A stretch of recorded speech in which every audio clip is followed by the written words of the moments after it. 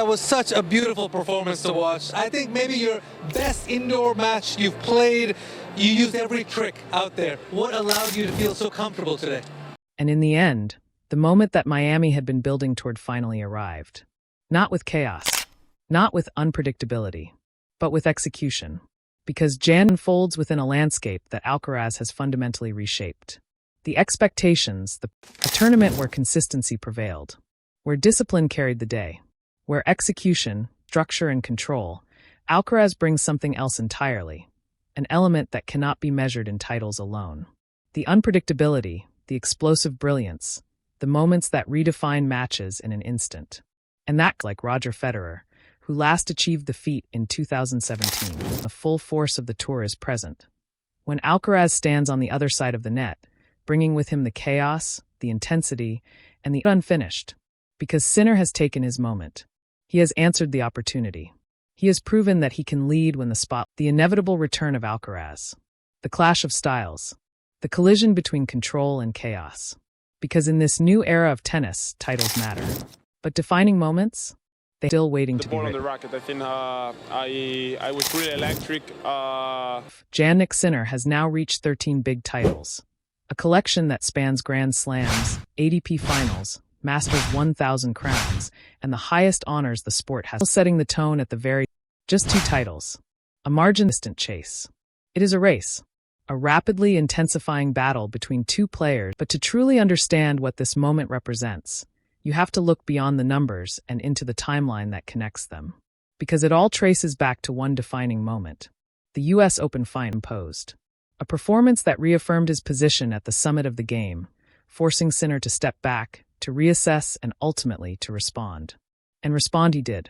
Since that defeat, since surrendering the world #1 ranking, Sinner has gone on a run that speaks to resilience and relentless focus. For additional big titles added to his name, including a breakthrough at the Rolex Paris Masters, another commanding performance at the Nitto ATP Finals, and now the completion of the Sunshine Double. It is consistency at the highest level. Precision over time. A presence has continued to loom larger than the numbers alone. His lone big title in that same period, the Australian Open, but because of impact. Because when Alcaraz wins, it doesn't just add to a tally. It reinforces a standard. A level of play that continues to define what greatness looks like in this era. And that is what keeps this rivalry alive, balanced, and compelling. Sinner is closing the gap. Relentlessly. Methodically. But Alcaraz remains the reference point. The player who set the tone. The one who forced this response into existence. And now, as the difference between them narrows to just 2 titles, the stakes become even clearer. This is no longer about who can win more tournaments. It is about who can define the era. Because in a sport where legacy is measured over time, moments like this, where 2 players push each other beyond their limits, are what create history. Sinner has made his move. But the story is far from finished. Because as long as Alcaraz stands just ahead, the race continues. And in that pursuit, the level of tennis will only rise higher. Again, congratulations. Wonderful performance out there. Alex did some really good things in that first set. How did you go about solving that puzzle? Yeah, it was very difficult, of course. Felt like he was serving very well, especially in the important moments in the first set. I struggled a bit to return his serve today, but in the second set I raised my level. I felt more confident on the court and obviously very happy. It has been a very tough day for me, but in the same time, amazing atmosphere is always here, and I'm very happy to be again in the final here. And as the numbers continue to stack, the narrative only grows more intense. Because while Jannik Sinner's rise through the ranks has been methodical, almost surgical in its precision, every milestone he reaches inevitably circles back to one name. Carlos Alcaraz. The benchmark. The reference point.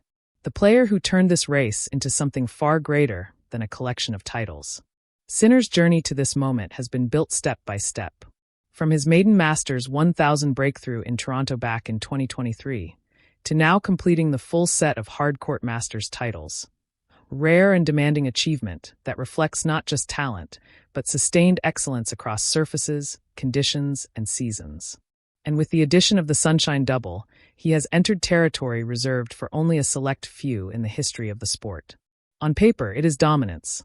7 Masters 1,000 titles. A tally that places him alongside Alexander Zverev among active players, and just one behind Alcaraz. Just one. And that is where the story sharpens. Because while the numbers suggest parity, both players now standing level with 26 tour-level titles, the reality feels different. Not unequal, but distinct. Because Sinner's rise has been defined by accumulation. A steady climb built on discipline, structure, and the ability to reproduce high-level tennis over and over again. He constructs his legacy piece by piece, each title reinforcing the foundation beneath it. But Alcaraz? He defines his through impact, through moments that shift perception, through performances that don't just add to the count, but elevate the standard itself. And that is what keeps him at the center of the narrative. Because even as Sinner closes the gap statistically, even as the race tightens and the margins shrink, Alcaraz remains the player who changed the expectations of what greatness looks like in this era.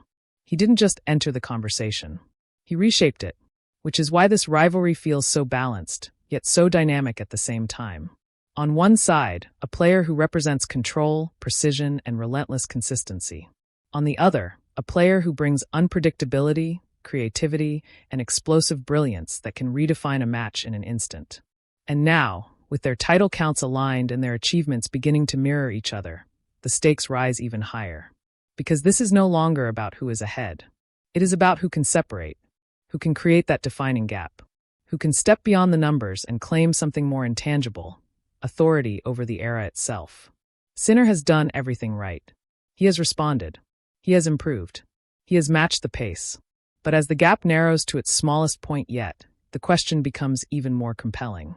What happens when they meet again? Because in the end, statistics can only take the story so far. The real answer will always be decided on the court. And when that moment comes, when control meets chaos once again, it won't just be about titles. It will be about who truly defines this generation of tennis. I'm really happy to play this level in the semifinals. It was like video game stuff out there. So tomorrow, you're giving us another gift. Carlos, Jannik, the World Championships, end of the year. Is it going to be another classic?